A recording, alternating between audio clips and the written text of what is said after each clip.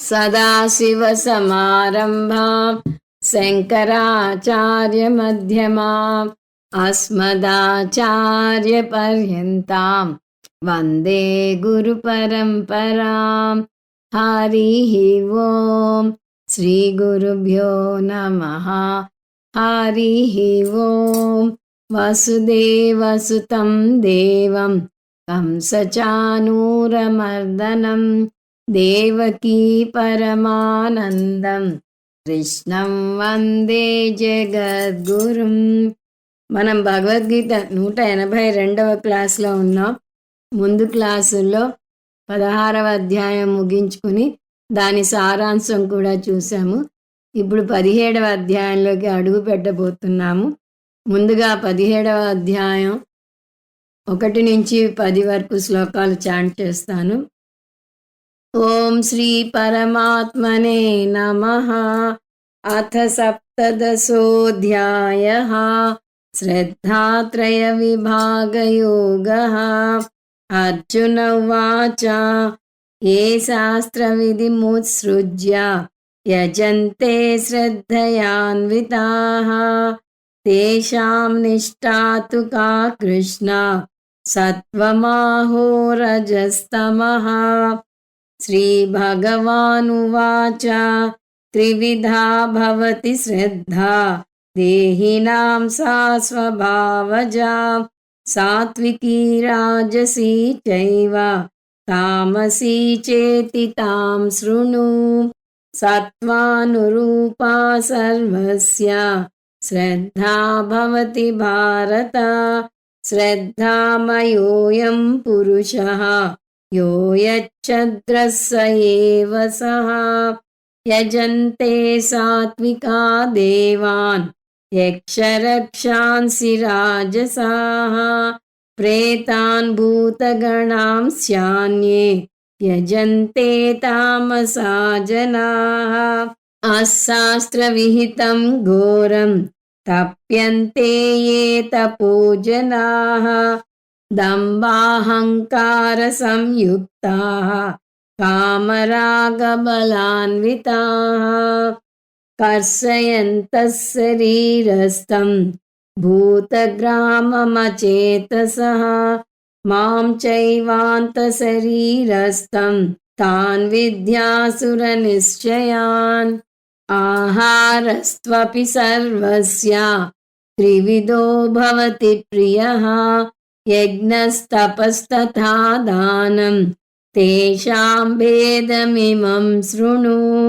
ఆయుః సత్వబలారోగ్య సుఖప్రీతి వివర్ధనాః రస్యా స్నిగ్ధా స్థిరా హృద్యాః ఆహారా సాత్విక ప్రియాః. కట్వం లలవనాత్యుష్ణ తీక్ష్ణరూక్ష విదాహినః ఆహారా రాజసస్యేష్ట దుఃఖశోకామయప్రదాః. యాతయామం గతరసం ఊతిపర్యుషితం చ యత్ ఉచ్ఛిష్టమపి చామేధ్యం భోజనం తామస ప్రియం. మనం భగవద్గీత 3వ షట్కంలో ఉన్నాం. దాని చరమ షట్కం అని కూడా అంటారు. ఈ షట్కంలో మొదటి 3 అధ్యాయాల్లో అంటే 13, 14, 15 అధ్యాయాల్లో కృష్ణ పరమాత్మ ఆత్మజ్ఞానాన్ని బోధించాడు.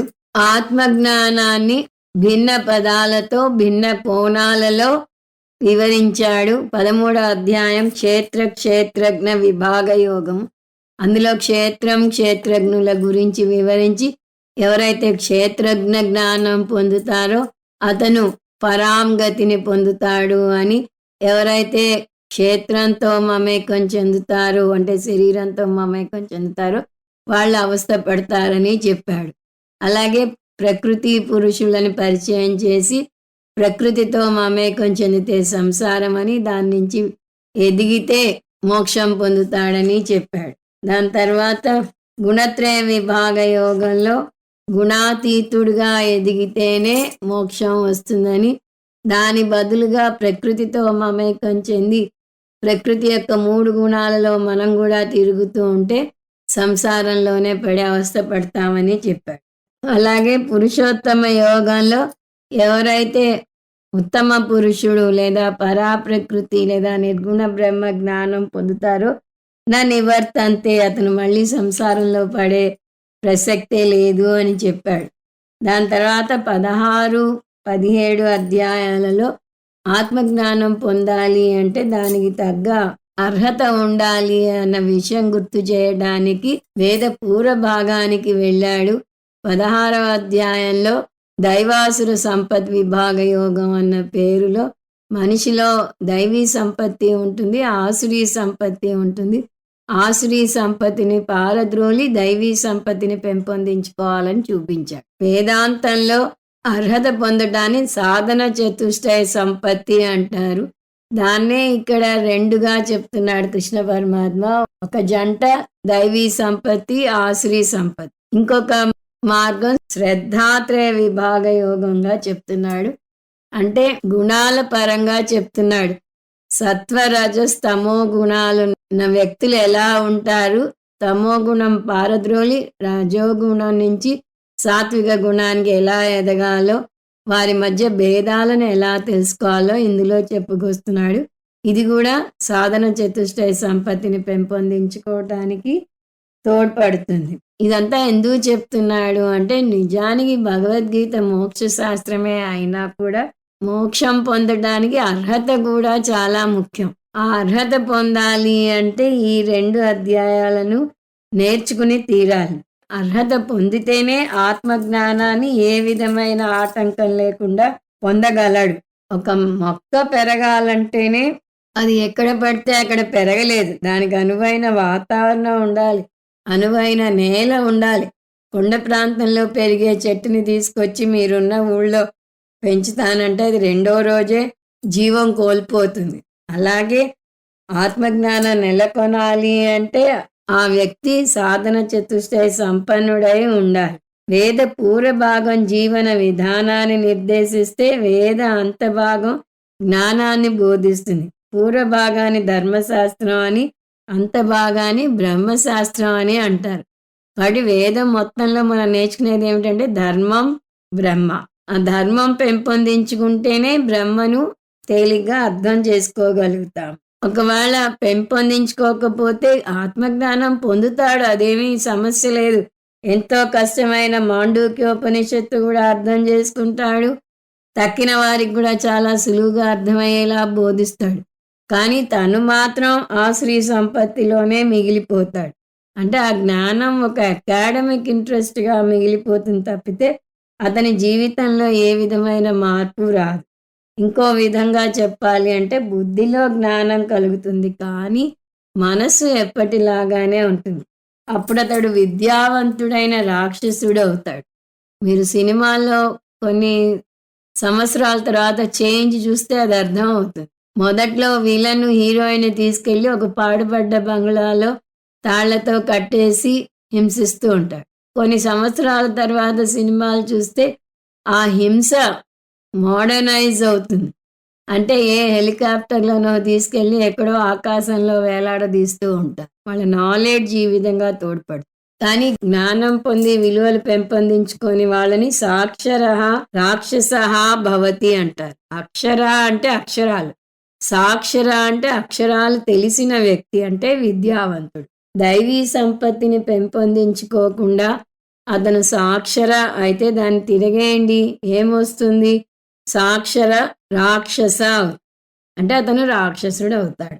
నిజానికి నిరక్షర రాక్షసుల కన్నా ఇటువంటి రాక్షసులతో ప్రమాదం. ఎందుకంటే ఈ సాక్షర రాక్షసులకు వారి రాక్షసత్వాన్ని కప్పిపుచ్చుకునే నేర్పు కూడా అలవడుతుంది. అందువల్ల దైవీ సంపత్తి లేని ఆత్మజ్ఞానం లాభం లేదు. ముందు ఆసురీ సంపత్తిని దైవీ సంపత్తిగా మలుచుకోవాలి. ఇదంతా మనం ముందు అధ్యాయంలో చూసాం. ఈ జీవన విధానం సాధన చతుష్టయ సంపత్తిని పెంపొందిస్తుంది కాబట్టి పరమాత్మ ఈ అంశాన్నే 17వ అధ్యాయంలో కూడా కొనసాగిస్తున్నాడు. మనకు తెలిసిన జీవన విధానాన్ని పక్కన పెట్టమంటున్నాడు. మనం ఎటువంటి జీవన విధానం పాటించాలి, ఎటువంటి పూజ చేయాలి, ఎటువంటి ఆహారం తినాలి, ఎదుటివారిని ఎలా గౌరవించాలి, ఎలా మాట్లాడాలి, ఎటువంటి తపస్సు చేయాలి, అలా ఒకటి కాదు. ఎన్నో అంశాలను చర్చించుకొస్తాడు ఇందులో. ఈ అధ్యాయానికి ఆధారం అర్జునుడు వేసే ఒక ప్రశ్న. అర్జునుని ప్రశ్నకు ఆధారం కృష్ణ పరమాత్మ 16వ అధ్యాయంలో చెప్పి ముగించిన ఆఖరి శ్లోకం. దీనికి జవాబుగా ఇంకొంచెం వివరంగా వేద పూర్వ భాగాన్ని ఆధారం చేసుకుని కృష్ణ పరమాత్మ బోధించుకు వస్తాడు. అందువల్ల ముందు కృష్ణ పరమాత్మ ఆఖరి అధ్యాయంలో చెప్పిన ఆఖరి శ్లోకాన్ని మళ్ళీ ఒకసారి చూద్దాం. తస్మాత్ శాస్త్రం ప్రమాణం తే కార్యాకార్య వ్యవస్థితౌ జ్ఞాత్వా శాస్త్ర విధానోక్తం కర్మ కర్తుమిహార్హసి.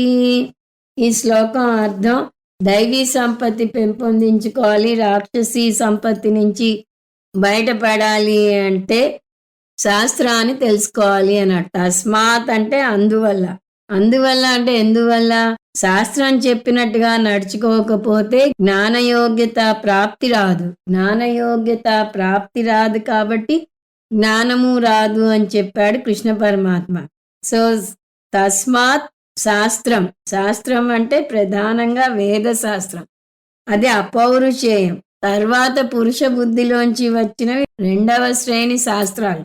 అవి స్మృతులు, ఇతిహాసాలు, పురాణాలు, సూత్రాలు, ప్రకరణ గ్రంథాలు. ఇక్కడ మనకి వేదమే ప్రమాణం, అది మన జీవితాన్ని నిర్దేశిస్తుంది. ఏ విషయంలో? కార్యాకార్య వ్యవస్థితం. ఏ కర్మలు చేయాలో, ఏ కర్మలు చేయకూడదో నిర్దేశిస్తుంది. అంటే విధి నిషేధ వాక్యాలు వేదాల్లోనే ఉంటాయి. ఇది కూడా వేద పూర్వ భాగం నుంచి చెప్తున్నాడు.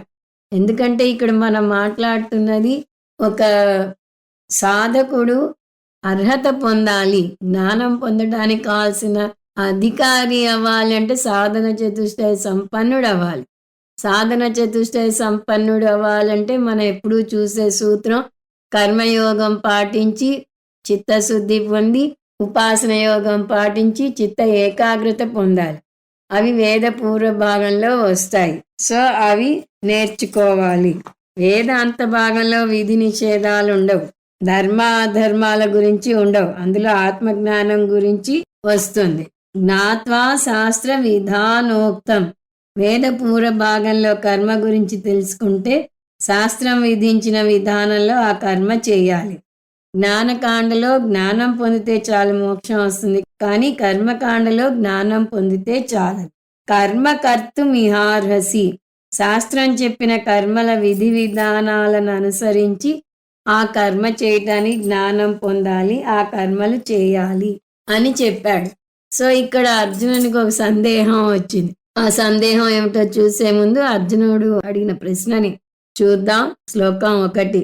అర్జున ఉవాచ ఏ శాస్త్ర విధి ముసృజ్య యజంతే శ్రద్ధయాన్వితా తేషాం నిష్ఠాతు కా కృష్ణ సత్వమాహో రజస్తమః. 17వ అధ్యాయాన్ని ప్రధానంగా 3 భాగాలుగా విభజించవచ్చు. అవి 1 శ్రద్ధాత్రయ విభాగం, శ్లోకాలు 1 నుంచి 6 వరకు. 2 4 అంశాలు, శ్లోకాలు 7 నుంచి 22 వరకు. 3 ఓం తత్సత్ విశ్లేషణ, శ్లోకాలు 23 నుంచి 28 వరకు. మనం ఇప్పుడు మొదటి అంశంలోకి అడుగు పెట్టబోతున్నాం.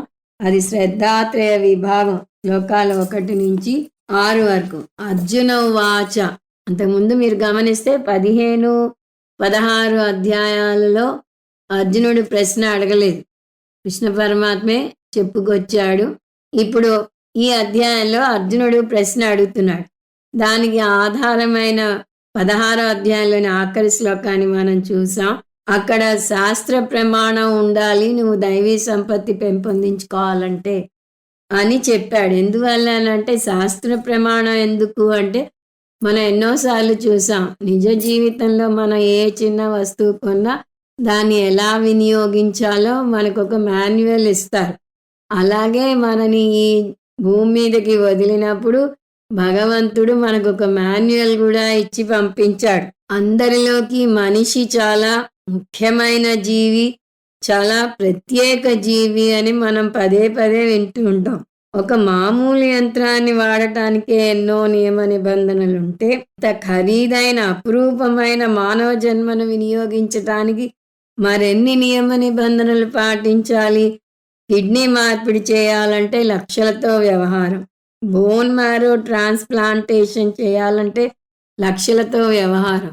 ఒక స్టంట్ పెట్టాలంటే లక్షలతో వ్యవహారం. ఆ స్టంట్ ఉన్న వాళ్ళ మీద జోక్ చేస్తుంటారు. వీరు బ్యాంక్‌లోనే కాదు, శరీరంలో గూడా డబ్బులు దాచుకున్నారు అని. అలా ప్రతిదీ లక్షలు విలువ చేస్తూ ఉంటే, ఈ మానవ జన్మ ఎంత గొప్ప వరం అన్నది మనం అర్థం చేసుకోవాలి. దాన్ని ఎంత అపురూపంగా చూసుకోవాలి. మనం కోరుకున్న పురుషార్థం పొందడానికి అద్భుతమైన ప్రపంచాన్ని మనకి కానుకగా ఇచ్చాడు. ఈ శరీరాన్ని ఉపయోగించి, ఈ జగత్తును ఉపయోగించి అత్యున్నత లక్ష్యమైన మోక్షాన్ని పొందుదామా, లేదా తిని తాగి జీవితాన్ని నాశనం చేసుకుందామా? ఈ రెండిట్లో ఏది చేయాలనేది మన చేతిలోనే ఉంది. మనకు సాక్షాత్తు భగవంతుడే ఇచ్చిన శాస్త్ర ప్రమాణం ఉంది. యో బ్రహ్మాణం విదధాతి పూర్వం యో వై వేదాంశ్చ ప్రహిణోతి తస్మై తంహదేవమాత్మ బుద్ధి ప్రకాశం ముముక్షుర్వై శరణమహం ప్రపద్యే. బ్రహ్మ మనుషులను పుట్టించాక, భగవంతుడు ఈ సృష్టి చేశాక మనం వాడుకోవడానికి మనకి వేదాలను కూడా ఇచ్చాడు. అందుకనే మన సాంప్రదాయాన్ని వైదిక సాంప్రదాయం అని అంటారు. అందువల్ల శాస్త్ర ప్రమాణాన్ని ఉపయోగించు అన్నాడు కృష్ణ పరమాత్మ. ఈ శాస్త్ర ప్రమాణం దేని గురించి చెప్తుందో ఆ శ్లోకంలో చూసాం. కార్యాకార్య వ్యవస్థితౌ అన్నాడు. ఎటువంటి కర్మలు చేయాలో, ఎటువంటి కర్మలు చేయకూడదో శాస్త్రం బోధిస్తుంది. ఇది కృష్ణ పరమాత్మ బోధ. కానీ అర్జునునికి ఇది వింటే ఒక బెంగ పట్టుకుంది. అది కూడా ఆ రోజుల్లోనే, అంటే 5000 సంవత్సరాల క్రితమే. ఇంకా ఇప్పటి పరిస్థితి గురించి వేరే చెప్పాలా? వేదాలు అందరికీ అందుబాటులో లేవు. పూర్వం వేదాలు సంస్కృతంలో ఉండేవి, అది కూడా గ్రాంధికంలో. వేదాల మీద భాష్యాలు కూడా సంస్కృతంలోనే ఉండేవి. భగవద్గీతకు అనేక భాష్యాలు వచ్చాయి, కానీ వాటిలో శ్రేష్టమైన సంస్కృతంలోనే ఉన్నాయి. భగవద్గీత మీద శంకరాచార్యుల వారు రాసిన భాష్యం తిరుగులేనిది, కానీ అది సంస్కృతంలోనే ఉంది.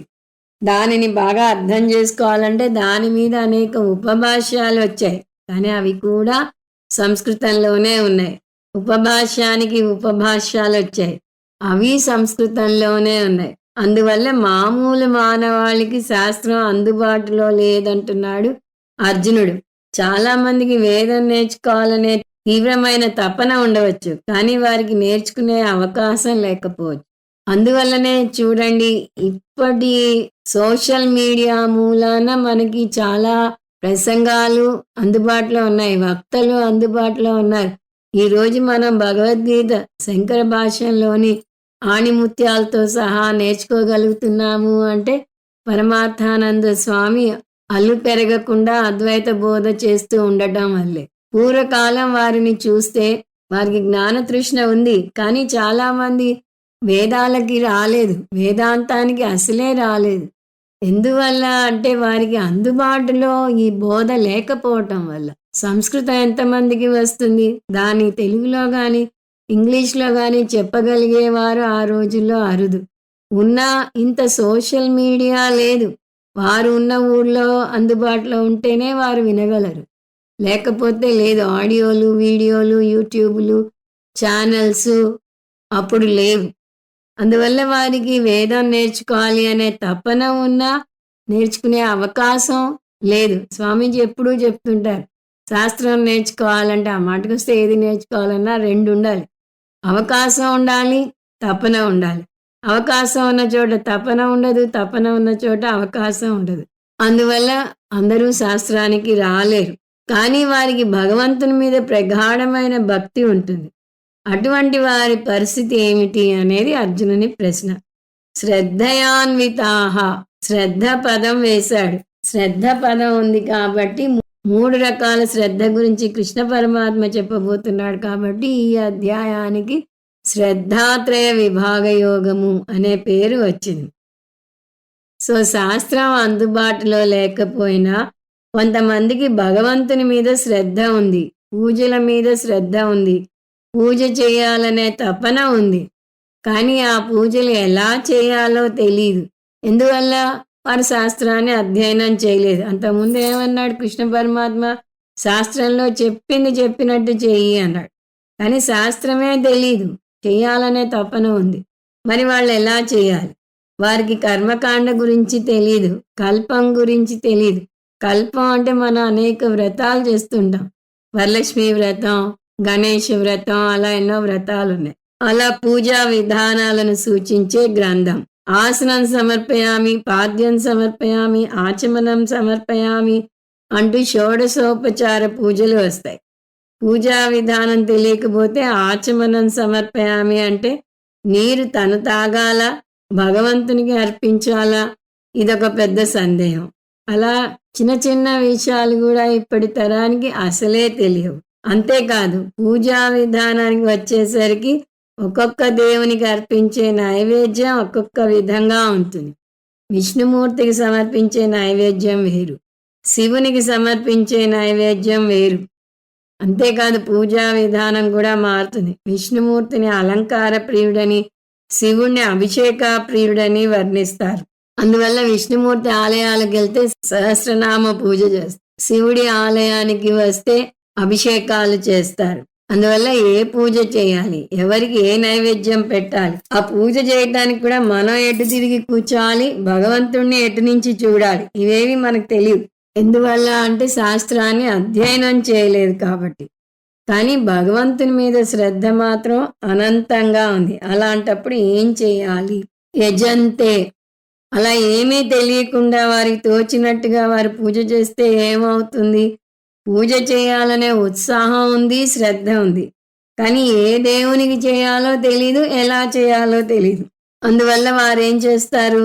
వారికి తెలిసిన దేవునికి, లేదా వారికి అందుబాటులో ఉన్న దేవునికి, లేదా వారికి ప్రేమ ఉన్న దేవునికి పూజ చేస్తారు. యజంతే అంటే పూజ చేస్తారు. కానీ వారి సమస్య ఏమిటి? ఏ శాస్త్ర విధి ముత్సృజ్య. వారికి శాస్త్రం గురించిన జ్ఞానం లేదు.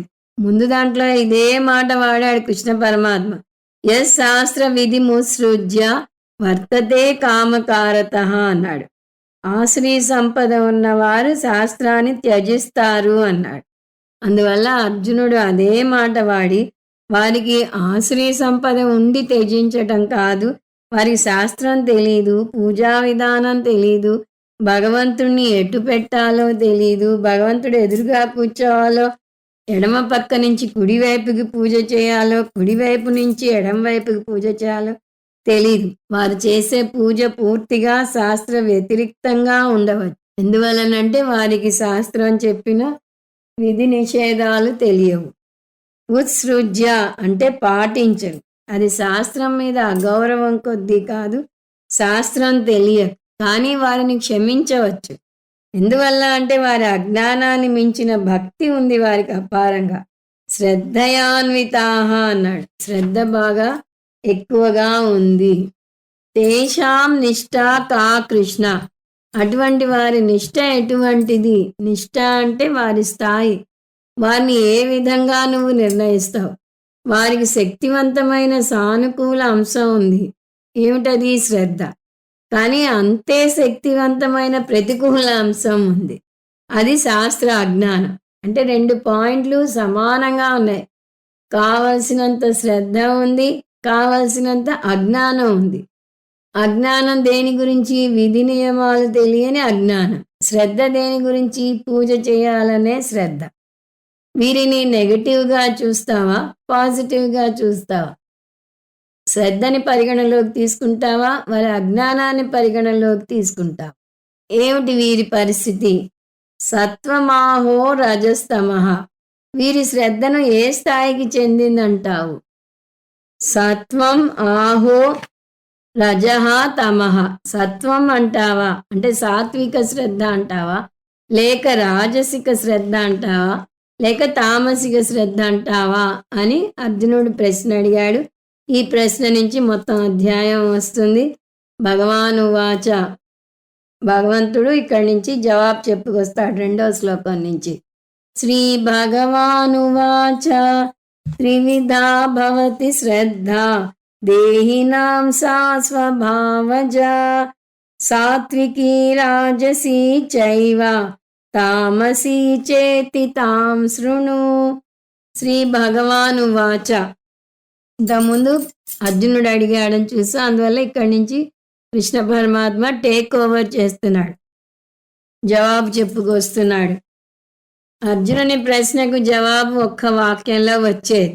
వారికి ఉన్న శ్రద్ధను సాత్విక శ్రద్ధనో రాజసిక శ్రద్ధనో తామసిక శ్రద్ధనో ఒక్క ముక్కలో తేల్చి చెప్పలేం. ఎందువల్ల? ఒకవేళ మనుషుల శ్రద్ధ లేదా వారి పూజ శాస్త్రాన్ని ఆధారంగా చేసుకుని ఉంటే అందరిది సాత్విక శ్రద్ధ అని చెప్పేయవచ్చు. ఎందుకంటే శాస్త్రం అందరినీ సత్వగుణ ప్రధానులుగా తీర్చిదిద్దుతుంది.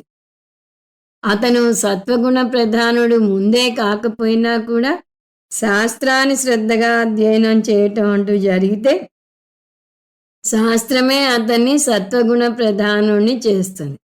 అందువల్ల నియమం ఏమిటి? శాస్త్రాన్ని ఆధారం చేసుకుని చేసే కర్మ అయినా ఏ పూజ అయినా సాత్విక కర్మ లేదా సాత్విక పూజ అవుతుంది. కానీ ఇక్కడ అర్జునుని ప్రశ్నలో ఉన్న సమస్య ఏమిటి? ముందే చూసాం. ఒక వ్యక్తికి శ్రద్ధ బాగా ఉంది, అంత బాగాను అజ్ఞానము ఉంది. వారి పూజ శాస్త్రాన్ని ఆధారంగా చేసుకుని చేస్తున్నది కాదు. ఎందువల్ల అంటే శాస్త్రం బొత్తిగా తెలీదు. మరి దేనివల్ల అతను పూజ చేస్తాడు? ఎటువంటి పూజ చేయాలి? ఏ కోరికతో చేయాలి? ఏ దేవునికి పూజ చేయాలి? వీటిని నిర్దేశించేది ఏమిటి? శాస్త్రం కాదని తెలుస్తూనే ఉంది. మరి అది కాక ఇంకోటి ఏమిటి అనేది ప్రశ్న. దానికి జవాబు ఈ శ్లోకం నుంచి మొదలవుతుందని చూసాం. ఎటువంటి పూజ చేయాలో శాస్త్రం నిర్దేశించని పక్షంలో అతని స్వభావం ఆ పూజా విధానాన్ని నిర్దేశిస్తుంది. ఏ విషయం అయినా సరే ఒక వ్యక్తి మీద రెండింటి ప్రభావాలు ఉంటాయి. ఒకటి బాహ్యంగా ఏదైనా ఒక మార్గదర్శి, రెండవది ఆంతరంగా అతని స్వభావం. అతని స్వభావం అంటే అతని ఇష్టాయిష్టాలు, అతని వాసనలు అంటే పుట్టుకతో వచ్చిన కొన్ని లక్షణాలు, అతని నడవడిక. ఈ రెండే ఒక వ్యక్తిని నిర్దేశించేది. అంటే బాహ్యంగా ఇక్కడ మనం మాట్లాడుతున్న అంశం శాస్త్రం కాబట్టి బాహ్యంగా శాస్త్రం, ఆంతరంగా స్వభావం ఏ వ్యక్తినన్నా ప్రభావితం చేస్తాయి. కానీ ఒకటి కొట్టివేయాలి మనం. ఎందుకు? బాహ్యంగా శాస్త్రం నేర్చుకోలేదు అని అర్జునుడు ప్రత్యేకించి చెప్పాడు. కాబట్టి సాధకునికి బాహ్యంగా శాస్త్రం నిర్దేశించలేదు కాబట్టి అతనికి మిగిలింది ఒకటే మార్గం, అది అతని స్వభావం. అదే ఇక్కడ చెప్పబోతున్నాడు కృష్ణ పరమాత్మ. దేహినాం శ్రద్ధ. దేహి అంటే ఇక్కడ అజ్ఞాని భక్తుడు. అతను శాస్త్రం తెలియదు కాబట్టి దేహమే నేను అని అనుకుంటాడు కాబట్టి అతన్ని దేహి అంటున్నాడు. అటువంటి వ్యక్తి అంటే శ్రద్ధ ఉంది కానీ అజ్ఞాని. అటువంటి అజ్ఞాని భక్తుని యొక్క శ్రద్ధ లేదా అతని పూజ, అతని సంకల్పం అంతా స్వభావం నుంచి పుట్టింది. అంటే అతని స్వభావం మీద ఆధారపడి ఉంటుంది. స్వభావం అంటే ఇప్పుడే చూసాము, ఇష్టాయిష్టాలు, వాసనలు, నడవడిక. అంటే అతని మానసిక తీరు అతని స్వభావం మీద ఆధారపడి ఉంది. అంటే నెక్స్ట్ ప్రశ్న, అతని స్వభావం ఎలా ఉంటుంది? ఇది అందరి స్వభావం ఇలాగే ఉంటుంది అని మనం ఒక గీత గీసి చెప్పలేం. ఒక వ్యక్తి ఉన్నట్టుగా ఇంకొక వ్యక్తి ఉండడు. ఎందువల్ల అంటే అందరూ సాత్వికంగా ఉండరు, అందరూ రాజసికంగా ఉండరు, అందరూ తామసికంగా ఉండరు. మనం గుణత్రయ విభాగ యోగంలో చూసాం. వారి వారి లక్షణాలను బట్టి వారిలో ఈ స్వభావం ఉంది అని నిర్ణయించవచ్చు అని లింగం అనే అంశంలో చూసాం. సో ఇక్కడ అది గుర్తు తెచ్చుకోవాలి. ఆ స్వభావాలు అందరికీ ఒకలా ఉండవు కాబట్టి వారి ఆలోచన ఒకలా ఉండదు, వారి పూజ కూడా ఒకలాగా ఉండదు. అందువల్ల ఈ శ్రద్ధ ఉన్న భక్తులను 3 విధాలుగా విభజించవచ్చు అంటున్నాడు. అందువల్లనే దీనికి శ్రద్ధాత్రయ విభాగ యోగము అని వచ్చిందని కూడా చూసాం. శ్రద్ధ త్రివిధా భవతి. అంతకుముందు అర్జునుడు శ్రద్ధయాన్వితాహ అన్నాడు. అందువల్ల ఆ వర్డ్ శ్రద్ధ తీసుకుని శ్రద్ధ త్రివిధా భవతి అని కృష్ణ పరమాత్మ చెప్తున్నాడు. 3 రకాల శ్రద్ధలు ఉన్నాయి అంటున్నాడు. అతను కూడా అడిగాడు ఏమని? సత్వమాహో రజస్తమః, ఈ మూడింట్లో ఏదని చెప్తావు అన్నాడు. ఇక్కడ 3 ఒకళ్ళకే రావు, ఈ మూడిట్లో ఒక్కొక్కళ్ళు ఒక్క దాంట్లోకి వస్తారు అనే ఉద్దేశంతో ఇక్కడ కృష్ణ పరమాత్మ చెప్పబోతున్నాడు. సాత్వికీచ, సాత్విక శ్రద్ధ ఒకటి.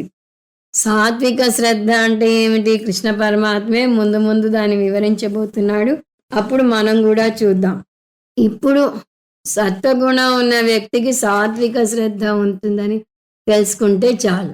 అలాగే రాజసీచ, ఆ వాక్యం ప్రకారం ఇక్కడ రాజసిక భక్తునికి రాజసిక శ్రద్ధ ఉంటుంది అని పూరించవచ్చు. తామసీ చేతి, తామసిక భక్తునికి తామసిక శ్రద్ధ ఉంటుంది. ఈ 3 సందర్భాల్లోనూ వారికి శాస్త్ర ప్రమాణం తెలీదు అనే విషయం మర్చిపోకూడదు. దాని ఆధారంగా సాగుతోంది ఈ అధ్యాయం. తాం శృణు, కృష్ణ పరమాత్మే స్వయంగా చెప్తున్నాడు. శ్రద్ధ గురించి అడిగావు, నువ్వు శ్రద్ధగా విను. నేను ఒక క్రమ పద్ధతిలో ఒక్కొక్క దాన్ని గురించి వివరంగా చెప్పుకు వస్తాను అంటున్నాడు. ముందే చూసినట్టుగా ఇక్కడ 5 అంశాలను చూస్తాం. ఆ 5 శ్రద్ధ గురించి అర్జునుడు అడిగాడు. అవి కాక కృష్ణ పరమాత్మే తనంతట తను ఆహారం, యజ్ఞం, తపస్సు, దానాల గురించి చెప్తానన్నాడు. అవన్నీ కూడా ఏంటి? మళ్ళీ సాత్విక గుణం ఉన్న వ్యక్తి ఎలా పాటిస్తాడు, రాజసిక గుణం ఉన్న వ్యక్తి ఎలా పాటిస్తాడు, తామసిక గుణం ఉన్న వ్యక్తి ఎలా ఈ అంశాలను పాటిస్తాడు అనేది చెప్పుకొస్తాడు ఒక క్రమ పద్ధతిలో. అవన్నీ మనం మన పుస్తకంలో అధ్యాయం చివర ఒక టేబుల్లో చూడవచ్చు. ఒక్కొక్క అంశం అయినప్పుడు ఆ పట్టికలోని అంశాలు చూస్తూ వద్దాం. ఇప్పుడు ఇంకా మనం we are in the beginning of beginning అంటారు. ఇంకా ఆరంభ పెట్టబోతున్నాడు. అందువల్ల మనం మొట్టమొదట అర్థం చేసుకోవాల్సింది 2వ శ్లోకం నుంచి సాత్విక భక్తి ఉన్న వ్యక్తికి సాత్విక శ్రద్ధ ఉందని, రాజస భక్తి ఉన్న వ్యక్తికి రాజస శ్రద్ధ ఉందని, తామసిక భక్తి ఉన్న వ్యక్తికి తామసిక శ్రద్ధ ఉందని అర్థం చేసుకో. అది ఎలాగో నేను వివరంగా చెప్తాను విను అన్నాడు కృష్ణ పరమాత్మ. ఇప్పుడు 3 సత్వానురూపా సర్వస్య శ్రద్ధా భవతి భారత, శ్రద్ధామయోయం పురుషః యో యచ్ఛద్రస ఏవ సః. ఓ అర్జున, ఒక వ్యక్తి యొక్క శ్రద్ధ లేదా భక్తి అతని మనసు మీద లేదా అతని స్వభావం మీద ఆధారపడి ఉంటుంది అన్నాడు. ఆ స్వభావం అన్న మాట ముందు శ్లోకంలో కూడా చూసాం. స్వభావజ అన్నాడు. ఇక్కడ ఆ స్వభావం గురించి ఇంకా వివరంగా చెప్పబోతున్నాడు. సత్వం అన్నాడు మొదట. ఇక్కడ సత్వం అంటే మనసు, అది జాగ్రత్తగా గమనించాలి. ఇక్కడ సత్వం అంటే సత్వ అంతఃకరణాన్ని తీసుకోవాలి కానీ సత్వగుణంగా తీసుకోకూడదు. సత్వగుణ కార్యభూత అంతఃకరణం అంటే సత్వగుణం ఉన్న అంతఃకరణం అని అర్థం చేసుకోవాలి. మనసుని బట్టి శ్రద్ధ మారుతుంది. మనసు అందరికీ ఒక్కలా ఉండదు. ఒక చేతికున్న 5 వేళ్ళు ఎలా ఒక్కలా ఉండవో అలా ఒక తల్లి బిడ్డలు 5గురు ఒక్కలాగా ఉండరు. ఇక్కడ మనం 3 గుణాల గురించి మాట్లాడుతున్నాం కాబట్టి 3 తీసుకుంటే ఒక తల్లిదండ్రులకు 3 పిల్లలు ఉంటే 3కి ఒకే గుణం ఉండదు. త్రివిధం పుత్ర లక్షణం అని చెప్పవచ్చు. శ్రద్ధా భవతి సత్వానురూప, కాబట్టి శ్రద్ధ అనేది వారి స్వభావాన్ని బట్టి లేదా సత్వం అంటే వారి అంతఃకరణ మనసు అని చూసాం. మనసుని బట్టి ఉంటుంది. వెంటనే మనకు ఒక సందేహం వస్తుంది. అంటే పిల్లల మీద తల్లిదండ్రుల ప్రభావం ఉండదా? వారి జీన్స్ పిల్లలకి రావా? ఇప్పుడు జన్యుశాస్త్రాన్ని బాగా అధ్యయనం చేస్తున్నారు. అందులోనూ ముఖ్యంగా నేరస్తుల యొక్క జీన్స్ని. అందువల్ల మరి వీరి స్వభావం బట్టే ప్రవర్తన ఉంటుందా? తల్లిదండ్రుల ప్రభావం గాని, జీన్స్ గాని ఉండవా అంటే అవి ఉంటాయి. తల్లిదండ్రుల జీవన విధానం పిల్లలను ప్రభావితం చేస్తుంది. వారి జీన్స్ గూడా ప్రభావితం చేస్తాయి. అన్నీ నిజమే. కానీ ఈ ఒక్కటే కారణం కాదు. అవే కారణం అయితే అందరు పిల్లలు ఒక్కలాగా ఉండాలి కదా! కానీ వారిలో భిన్నత్వం కనిపిస్తోంది అంటే వారి స్వభావం కొంత కారణం అవుతుంది. తల్లిదండ్రుల ప్రభావం, జీన్సు సహకారి సాధనలవుతాయి. కానీ ఒక వ్యక్తి పుడుతూనే పూర్వజన్మ వాసనలను మోసుకు వస్తాడు. దాని ప్రభావం అతని జీవితాన్ని ప్రభావితం చేస్తుంది. పురాణాల్లో గమనిస్తే ఈ విషయం మనకి స్పష్టమవుతుంది. హిరణ్యకశిపుని వంటి రాక్షసునికి ప్రహ్లాదుని వంటి భక్తుడు పుట్టాడు. విశ్రవస ఋషికి రావణాసురుని వంటి రాక్షసుడు పుట్టాడు. రావణాసురుడు రాక్షస వంశంలో పుట్టలేదు. బ్రాహ్మణ పుట్టుక పుట్టాడు. రాక్షసునిగా మారాడు. ప్రహ్లాదుడు రావణాసురుల జన్మ వృత్తాంతం తీసుకుంటే వారి తల్లిదండ్రుల వంశం వారిని పూర్తిగా ప్రభావితం చేయలేదని అర్థమవుతుంది. వారి వెనుక పూర్వజన్మ సుకృతమో దుష్కృతమో కూడా ఉంది. అందువల్ల తల్లిదండ్రుల ప్రభావం కొంత మేరకు ఉంటుంది. కానీ అనేక కారణాల వల్ల ఒక జీవి ఒక ప్రత్యేకమైన స్వభావంతో ఒక చోట పుడతాడు. ఆ స్వభావాన్ని బట్టి అతని శ్రద్ధ ఏర్పడుతుంది. భారత ఓ అర్జున, ఇది కారణం అంటున్నాడు కృష్ణ పరమాత్మ. భగవద్గీతలో గమనిస్తే ఏ సందర్భంలో ఏ పేరుతో కృష్ణ పరమాత్మ అర్జునుని పిలుస్తాడో, అలాగే ఏ సందర్భంలో ఏ పేరుతో అర్జునుడు కృష్ణ పరమాత్మను సంబోధిస్తాడో దాని మీద పెద్ద రీసెర్చ్ చేసేవాళ్ళు ఉంటారు. ఆ సందర్భాన్ని బట్టి ఆ సంబోధన వేస్తారు. ఇక్కడ భారత అని వేశాడు. నువ్వు అదృష్టవంతుడివి, నువ్వు భరత వంశానికి చెందినవాడివి అని చెప్తున్నాడు. నిజానికి మనం అందరం భరతులమే. అదెలా? భాహ అంటే బ్రహ్మ విద్య, ప్రకాశాత్మక బ్రహ్మ విద్య. రతాహ అంటే రమించేవాడు. అందువల్ల భారత అంటే బ్రహ్మ విద్యలో రమించేవాడు అని అర్థం. మనమంతా భారతీయులం. భారతదేశాన్ని పుణ్యభూమి అని పిలిచేది అందుకే. మన దేశం ఆధ్యాత్మిక చింతనకు పుట్టినిల్లు. స్వభావాన్ని బట్టి అతని భక్తి తెలుస్తుంది అర్జున అని చెప్పి దాని విషయం హెచ్చరిస్తున్నాడు కృష్ణ పరమాత్మ. ఈ శ్రద్ధను తేలిగ్గా కొట్టిపారేయవద్దు. ఈ ప్రాథమిక శ్రద్ధ చిన్నతనంలోనే ఏర్పడుతుంది. చిన్న వయసులో అతనికి దేని మీద శ్రద్ధ ఉంటే అదే అతనితో పాటు పెరిగి పెద్ద అవుతుంది. అందువల్లనే ఒక వ్యక్తి ఎలా ఆలోచిస్తే, దేని నమ్మితే అదే అవుతాడు అతని భవిష్యత్తులో. మీరు చాలామంది వృద్ధిలోకి వచ్చిన వారి ఇంటర్వ్యూలు వింటే ఆ విషయం తెలుస్తుంది. సంగీతం అంటే ఇష్టం ఉన్న వ్యక్తిని, నీకు సంగీతం మీద శ్రద్ధ ఎలా ఏర్పడింది అంటే, చిన్నప్పటి నుంచి నేను పాటలు వింటూ ఉండేవాడిని అనో, మా నాన్నగారు పాటలు పాడేవారు అనో, మా రేడియోలో వింటుండేవాడిననో ఒక కారణం చెప్తారు. అంటే అతను ఏం చేసినా దానికి బీజం చిన్న వయసులోనే పడుతుంది. అయం పురుష శ్రద్ధామయ. ఎంత అద్భుతమైన వాక్యం. ఇంగ్లీష్లో Wordsworth child is the father of the man అంటాడు. అంటే ఒక వ్యక్తి పెద్దయ్యాక ఏమవుతాడు అనేది అతని బాల్యమే నిశ్చయిస్తుంది. ఈ మాట ఇవాళ వినటం కాదు, కృష్ణ పరమాత్మ ఎప్పుడో చెప్పాడు. మయః అంటే ఉత్పత్తి చెందింది, పురుష అంటే నడి వయస్కుడు ఇక్కడ. అందువల్ల ఏ నడి వయస్కుడిని తీసుకున్నా అతని జీవితం చిన్ననాటి శ్రద్ధ మీదే ఆధారపడి నడుస్తుంది. అందువలనే అంటారు పువ్వు పుట్టగానే పరిమళిస్తుంది అని. చిన్నప్పుడే అతనికి దేని మీద శ్రద్ధ ఉందో అది మనకి తెలుస్తుంది. దాన్నే అతను పెంచి పోషించుకుంటూ వస్తాడు. అంతేకాదు, మొక్కై వంగనిది మానై వంగునా అంటారు. ఒక చిన్న మొక్కని మనకి కావలసిన వైపు తిప్పి అక్కడ ఒక తాడు కట్టో ఒక కర్ర పెట్టో అటువైపు మార్చవచ్చు. కానీ అది ఒక పెద్ద వృక్షం అయ్యాక దాన్ని మనకు కావాల్సినట్టు తిప్పలేం. అది అడ్డదిడ్డంగా పెరుగుతుంది.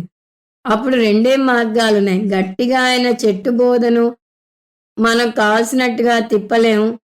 అందువల్ల ఉన్న 2 మార్గాల్లో ఒక మార్గం దాని ఇష్టం వచ్చినట్టు పెరగనివ్వటం. లేదా దాన్ని కూకటి వేళ్ళతో సహా పెకలించి వేయటం. ఇదే సూత్రం మనిషికి కూడా వర్తిస్తుంది. మనిషి పరిణితి చెందాక అతన్ని మార్చటం ఇంచుమించుగా అసాధ్యం.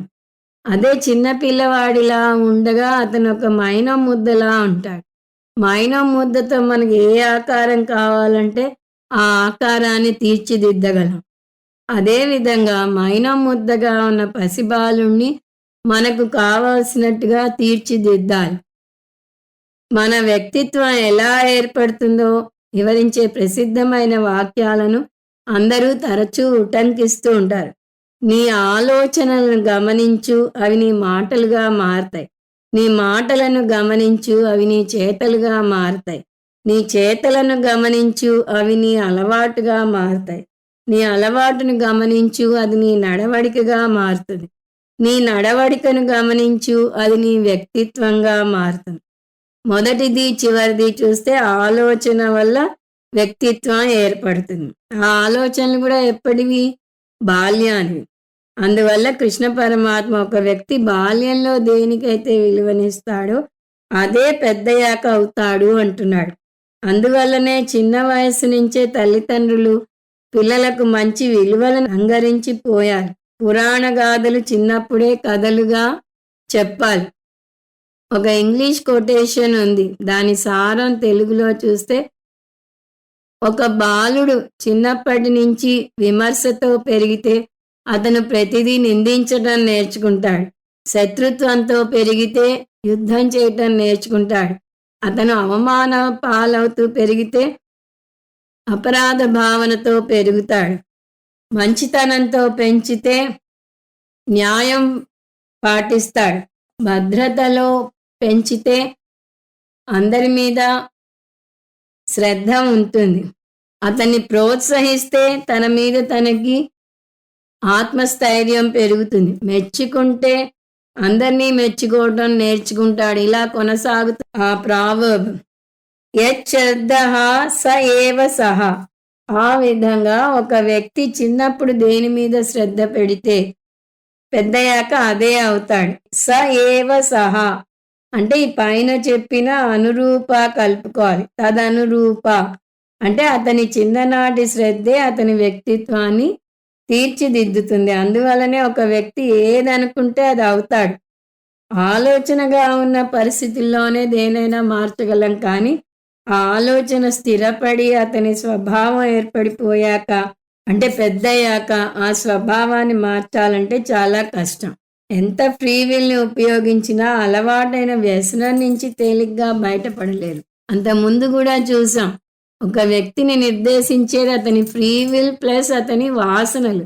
చిన్న వయసులో వాసనలు తక్కువ ఉంటాయి, ఫ్రీ విల్ శక్తి ఎక్కువ ఉంటుంది.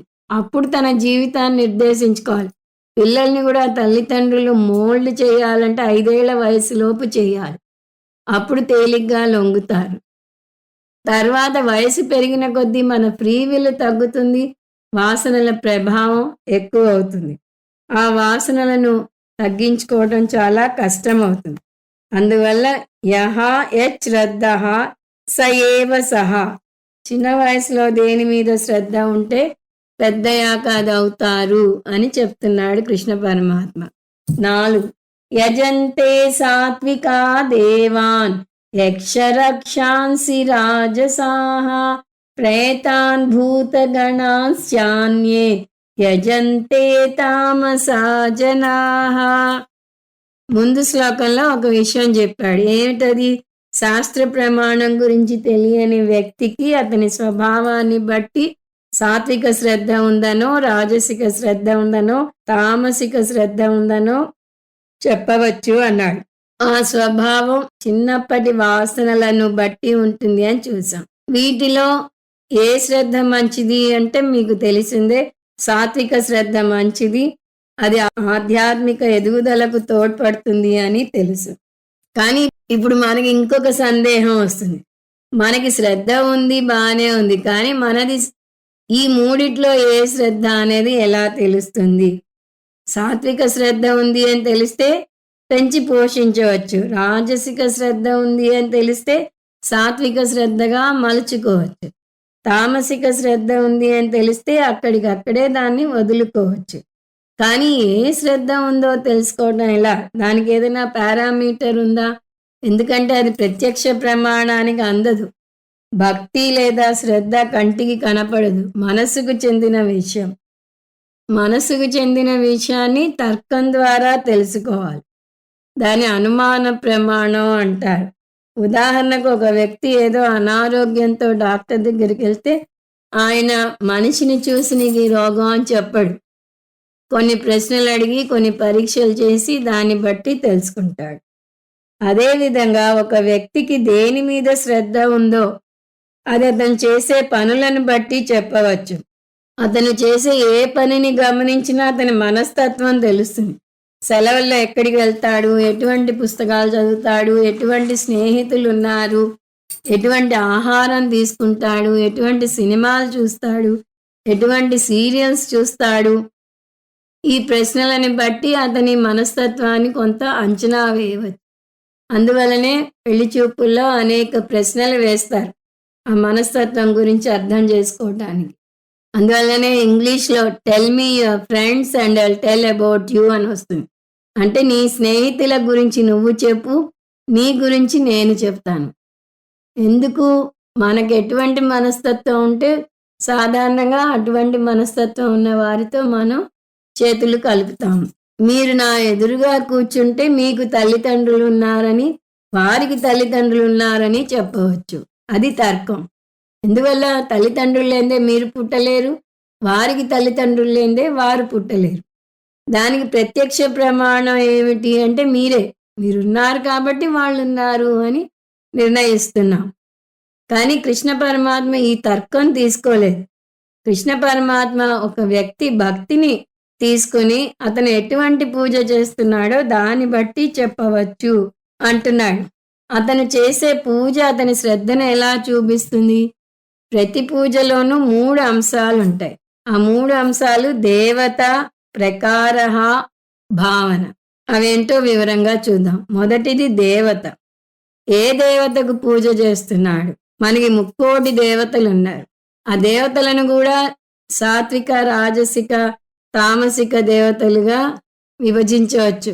తామసిక దేవతలు అంటే దుర్దేవతలు. సాత్విక దేవతలు ఆధ్యాత్మిక ఎదుగుదలకు తోడ్పడతారు.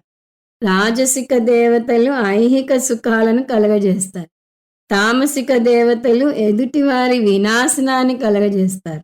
అంటే భూత వైద్యులు పూజలు చేసే దేవతలు. సో దీనివల్ల అతను ఏ దేవతకు పూజ చేస్తే ఆ వ్యక్తికి ఆ మనస్తత్వం ఉంది అని చెప్పగానే చెప్పినట్టు అవుతుంది.